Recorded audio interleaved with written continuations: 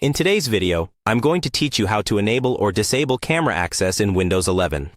We'll walk through this slowly so you understand not just what to click, but why each option matters for your privacy and for apps that need your camera, like video calling or conferencing tools. First, go to your desktop and click the Start button in the bottom left corner of your screen. This is the Windows icon. From there, open the Settings app. You can either click the gear-shaped Settings icon or simply start typing Settings and select it from the search results. This is where all your main system controls live.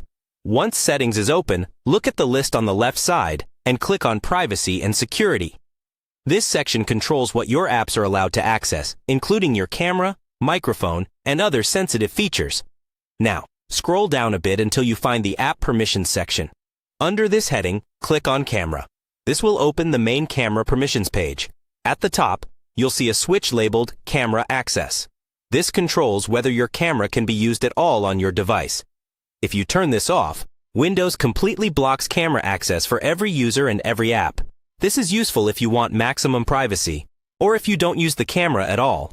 To re-enable it, just toggle it back on, and Windows will allow camera use again. Below that, you'll see another switch called Let Apps Access Your Camera. This lets you control camera use for Microsoft Store apps, such as built-in Windows apps or apps you've downloaded from the store. If you turn this off, none of those apps will be able to use your camera, even if camera access is allowed at the device level.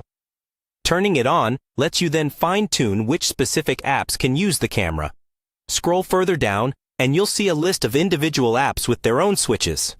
Here, you can choose which apps you trust with camera access. For example, you might want your video calling app to have access, but you might turn it off for apps you never use.